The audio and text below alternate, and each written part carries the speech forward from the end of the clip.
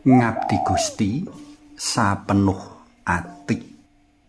Panglimbang 5 menit dina Setupon tanggal 20 Juni taun 2026 kapethik saka Injil Matius bab 6 ayat 24 tekan ayat 34. Jroning rapat formator sawetara wektu kepungkur, kober kawetu kaprihatinan ngenani para frater sing ora sanggem ing timbalan dalem Gusti. Gara-garane sawetara frater mau padha luwih seneng lan sibuk dolanan HP tinimbang nindakake prakara-prakara kang piguna kanggo nuwuh ngrembakakake timbalane minangka calon imam lan biarawan. Iki katitik saka ora bisa uwale para frater karo HP. Mbok menawa saumpama jroning ibadat lan misa entuk nggawa HP, ndak kira para frater kanthi semrintil padha nggawa HP. Perkarane yaiku marga kakehan dolanan HP, para frater dadi ora bisa nindakake ayan kanthi becik. Meditasi, ibadat lan misuci kang kudu katindakake kanthi munjer lan manter sapenuh ati, kaya-kaya liwat tanpa pangaji. Kejaba tekane padha telat utawa ngepres, sak dawane pangibadah padha teklak-tekluk, doyong ngiwa, doyong nengen. Sajake wayah turu ora kapigunakake kanggo ngaso, ananging kelelean sinambi panteng dolanan HP, mbuh dolanan game, mbuh mung golek marem kanthi nyekrol channel-channel YouTube. Njur piye nek wis ngono kuwi? Pratelan cecala amung sawijining conto kahanan wong kang kena masalah amarga ora sadar mring jati dirine.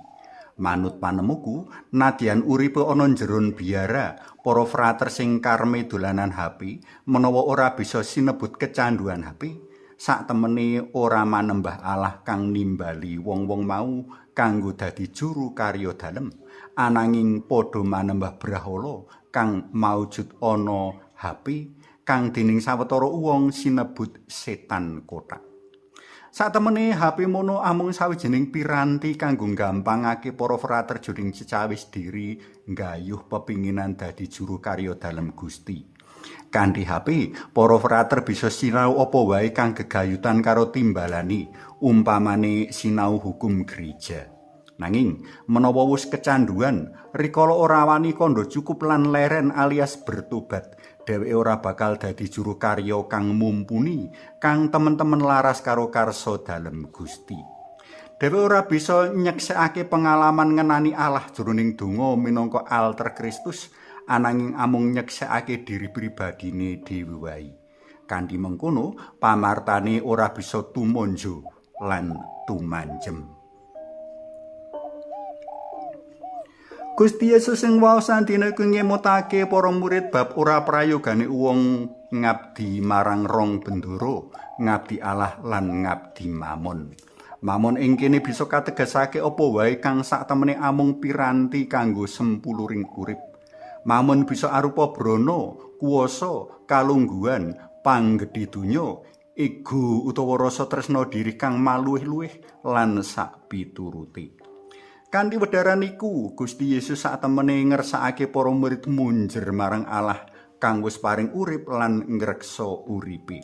Saliyane Allah, kabeh amung piranti urip kang satemene kanugrahake Gusti Allah kanggo nyampurnakake diri kaya dene Gusti Allah piyambak sampurna sarta manjurung leladi marang Gusti lan pepadha. Para tresna belem kinasih, manut pengalaman panjenengan pandemen PLM, apa sing dadi mamon kang saguh ngliwarake panjenengani saka punjer lan panter manembah Allah. Suwawi sami munjuk, kunjung asma dalam Yang Rama so Yang Putra Tuwin Yang Roh Suci. Amin. Alamo wicaksana kanugrahakna dumateng kawula kawicaksanan paduka.